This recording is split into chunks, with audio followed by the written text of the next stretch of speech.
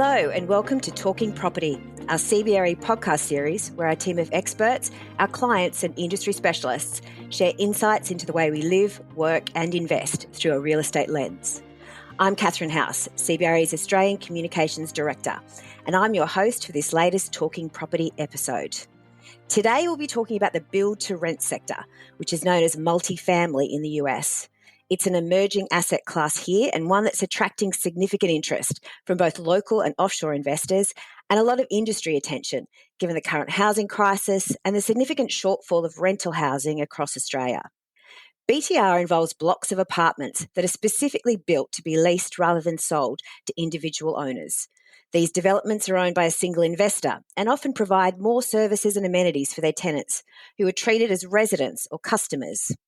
It's still early days for the sector in Australia, with about 30,000 apartments operating or in the pipeline across the country.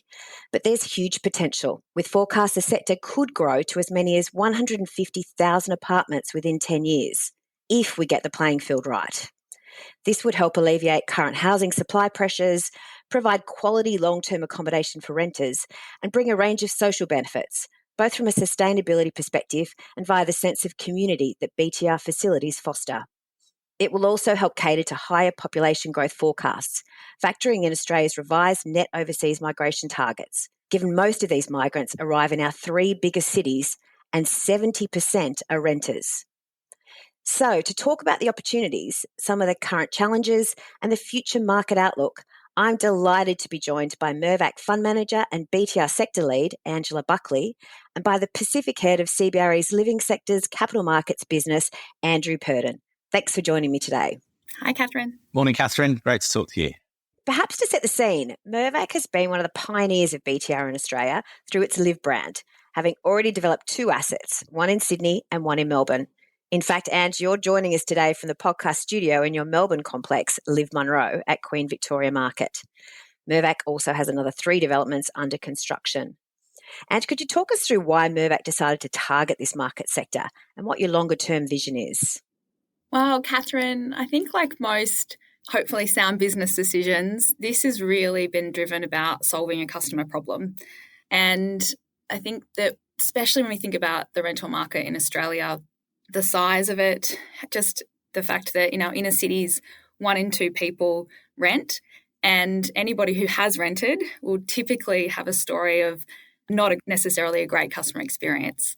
And I think really when we combine that as an opportunity purely from a customer perspective with some of Mirvac's capability, so we've been a residential apartment developer for more than 50 years. That capability is also expanded out to be able to develop master plan communities, medium density residential developments, and being one of Australia's largest diversified REITs and owning and managing property across the office, retail and industrial sectors, combined with the fact that we have in-house design and construction capability as well. I think all of those factors really combine to say this is something that we could really lend our hand to in thinking about how to solve this customer problem. Absolutely. And really the evolution of it has been driven from there. Fantastic. So, Andrew, you have a long background in the living sectors, having worked in this area for 10 years in the UK before relocating down under last year. The UK is well ahead of us in the development of BTR projects, with approximately 125,000 apartments completed or under construction. However, the sector is still a tiny fraction of the overall housing market there, around 0.6% by value. Are you seeing many similarities in the way the sector is evolving in Australia? And what can we learn from both the UK and the US, where BTR is even more advanced, accounting for about 14% of their housing stock by value? Well, it's interesting for me, Catherine, as a relatively new arrival into Australia. As you said, I arrived here in May last year.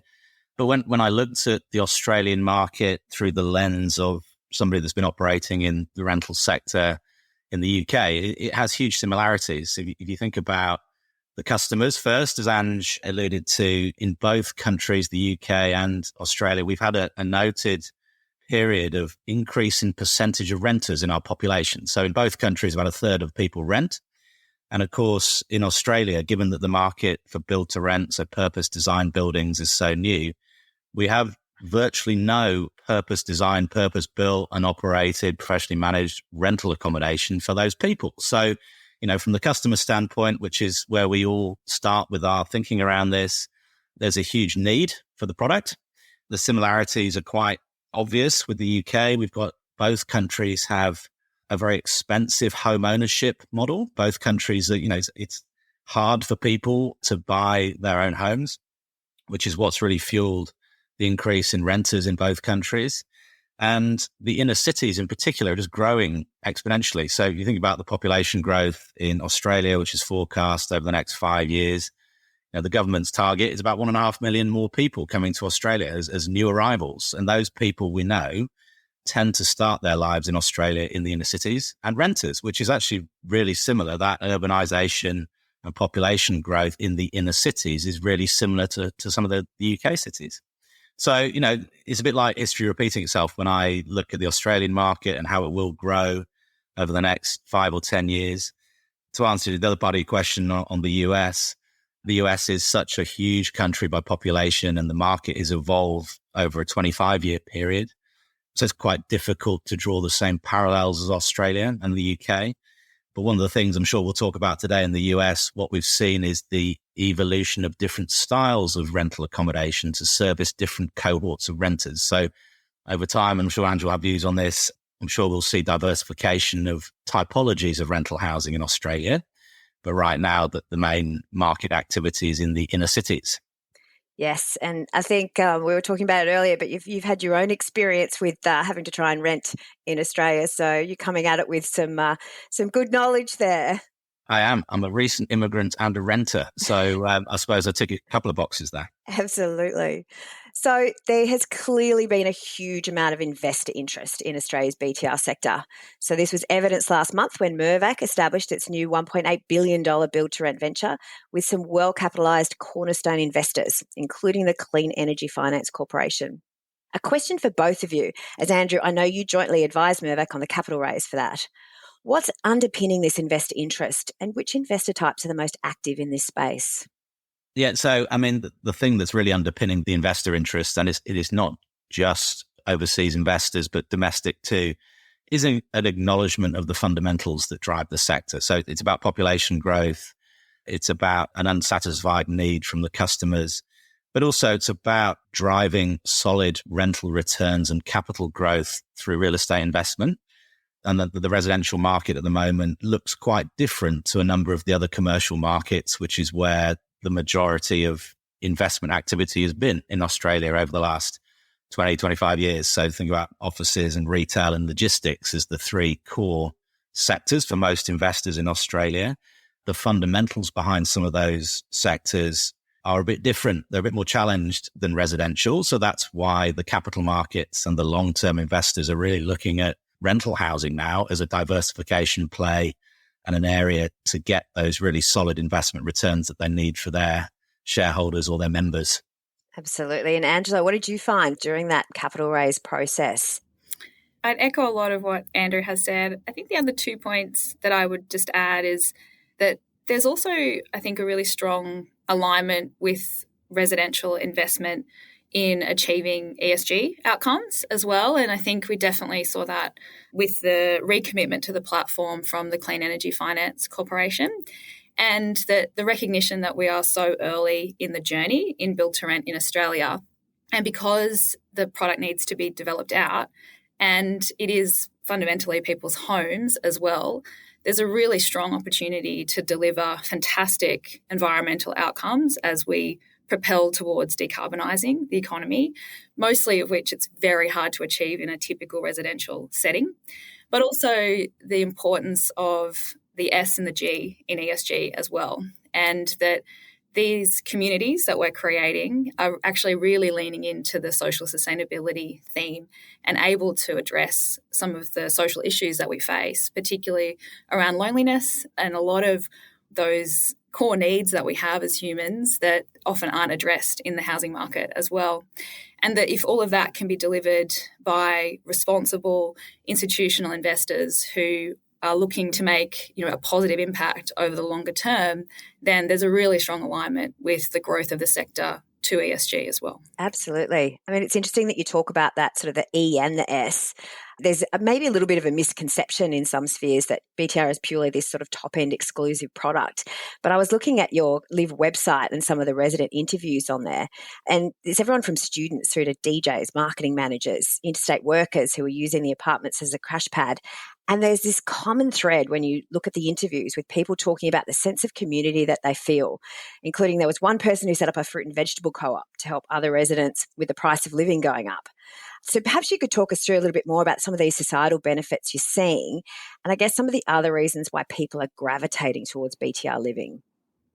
Well, I think it's no secret that it's really tough to be a renter, in the sense that the whole system today is really geared around a pretty inefficient way to procure a home, whether that's the initial contact that you have when you're trying to actually find a home, the fact that it's relatively fragmented, you're dealing with often one real estate agent for one single apartment and lining up for open for inspections for 40 minutes and hoping you're the one that is chosen. So right from that first touch point, pretty much all the way through the journey, our system's really been set up largely to support the landlord much more than the tenant, even though I don't usually use that word. And that goes to the fact that it's not seen as a really desirable living option for people today. You're almost sort of as a second-class citizen, if goodness you're a renter. Sorry to say that, Andrew, as a new immigrant. But realistically, we are talking about everyday Australians, and you listed a few that do live with us, and it is about addressing a very broad audience. If 1 in 2 people in the inner city part of our cities are renting, then we all know renters. And this means that there's this hugely unaddressed audience. And when you combine that with, as Andrew said, professional management that really focuses on the tenant as the customer. Everything that we do is all about wanting people to live with us for as long as it suits them. If that is a long time, if they want that to be 5-7 years, then we will happily accommodate that. Or if they are being relocated for work for 6 months and need somewhere to live, then we'll also accommodate that. But it's putting that choice back in the renter's hands. And there's this really strong focus from us about really wanting this to be a genuinely new category of housing. So bringing together some of the benefits that do exist in the rental market, like flexibility perhaps of a shorter term lease, but also the sense of security that you often only get from, in Australia, owning your own home.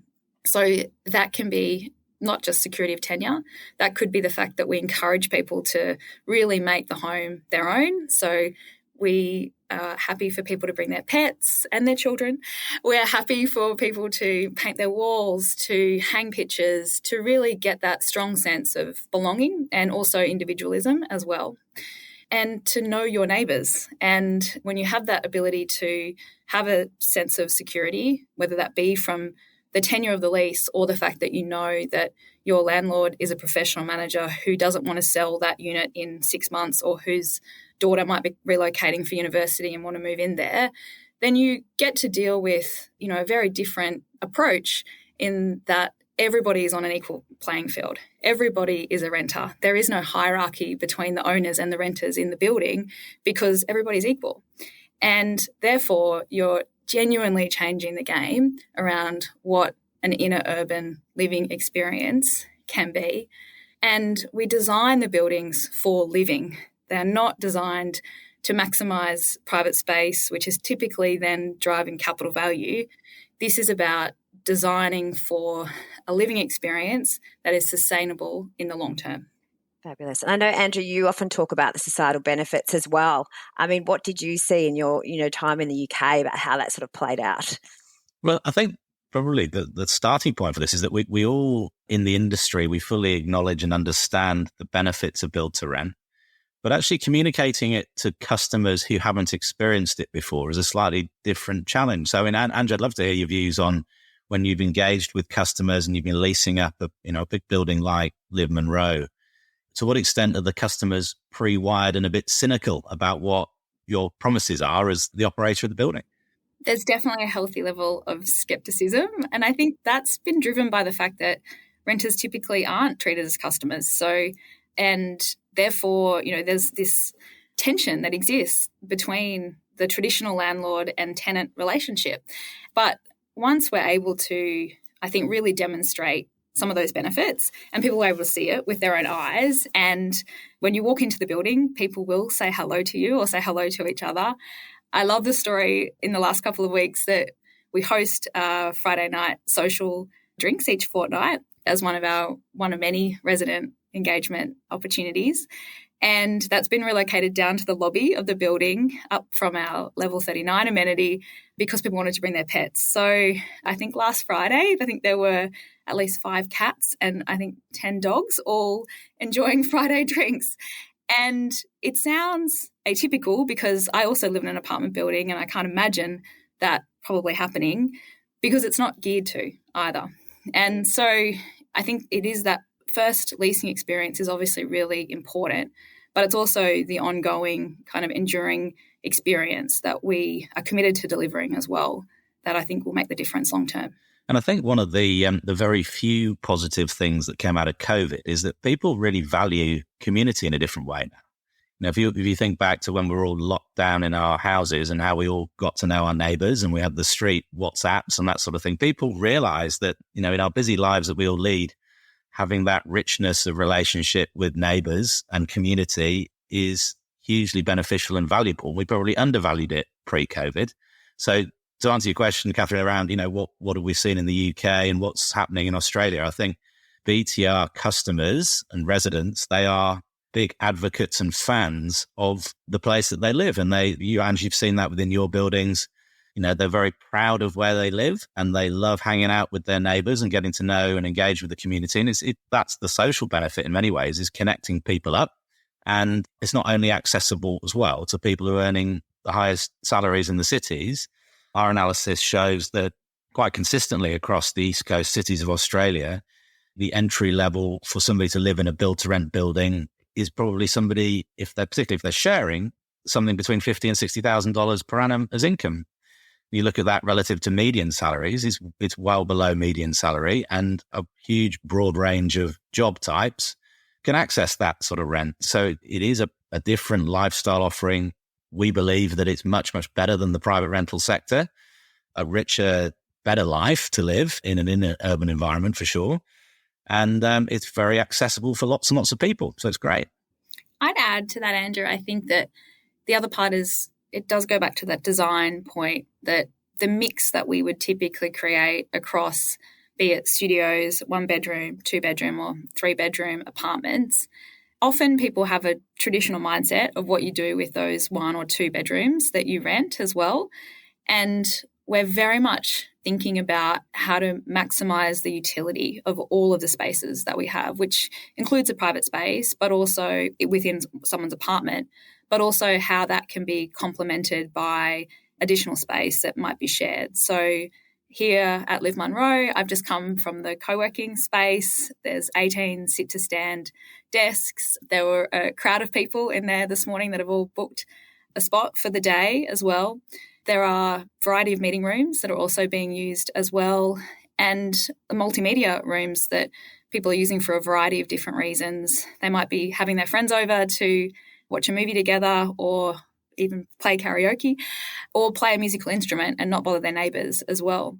And again, it's just redefining what that living experience actually looks like and the different ways to use spaces. That can also happen when circumstances are changing. We had a lady who was living with her adult daughter who's moved overseas for 12 months, and she's moved from a 2-bedroom to a 1-bedroom on the same floor. And that, she said it's really difficult to be able to do that elsewhere. So it's about creating, again, more choice for people and more certainty at the same time. Yeah, that's fantastic. And not having to engage a mover, you could just carry her things to the next apartment. So we've talked about the opportunities, but I guess we really should talk about some of the potential challenges for the sector as well. One would be the Greens' opposition to the Albanese government's $10 billion housing fund, unless the government coordinates with the states to impose a 2-year national rent freeze. At the same time, the Andrews government in Victoria is mulling a package of housing measures, which may include rental controls. So a question for both of you, what impact could these types of rent controls have on the sector's growth? Well, I think the starting point on this one, Catherine, is that proposed rental reforms, and we don't know really what the Andrews government is thinking about at this stage in detail, but it's much broader than BTR. So we'll sort of talk about it from the sense of consumer outcomes and customer outcomes, renters. And then why don't we talk about the impact that it could have on build to rent specifically as a very small part of the overall housing market in Australia. So, Ange, I mean, we talk about this quite a lot, don't we? The risks and the headwinds that we all face at the moment in the sector.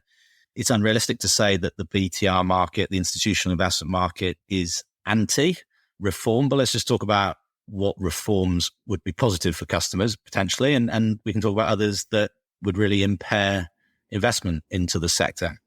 Yeah, I agree. I think rental reforms broadly can actually be really positive in creating that certainty that we talked about for the customer, but also for investors as well. And some of the reforms we know are on the table are delivering on outcomes that actually already exist in the build-to-rent market. So it's bringing up the standard of renting more generally when we're talking about things like security of tenure, which of course build-to-rent already provides. When we're talking about no-fault evictions, which again build-to-rent already provides. In New South Wales, the introduction of a portable bond scheme, which we actually don't charge our customers a bond. So those sorts of reforms are actually really positive. And I think it's very clear to say that investing into a sector, whether you are a superannuation fund or an international investor or even a mum and dad investor, what you're really looking for is clarity and certainty and the ability to operate in the free market as well. And I think there are already some signs that some of the proposed reforms that we're seeing are taking away some of that certainty, and therefore even mum and dad investors are starting to show signs of exiting the market. Today, when you look at the proportion of listings that are on the market in Australia, investors represent the largest proportion that they have in more than a decade, which I think is one of those signs that the risk of that certainty will actually stifle investment. And it seems logical that a rental cap can be a good thing for a customer, but in every market internationally that we've looked at where either rent stabilisation or rent controls are in place, there's a direct link to inferior customer outcomes. Because you're capping the equity upside investment, you are also less inclined to invest in the repairs and maintenance or the capital investment of a building. And it's very clear as well that supply actually becomes crimped from such measures being in place. And with the market where it is today, and if you look over a 5, 10, 15 or 20-year period, the best way to have less volatility in the market and growth that is more akin to inflation is to actually encourage supply. And we really are at the point where we need to incentivise supply in the short and medium term for our cities. So, Andrew, what is going to stimulate supply in the BTR sector?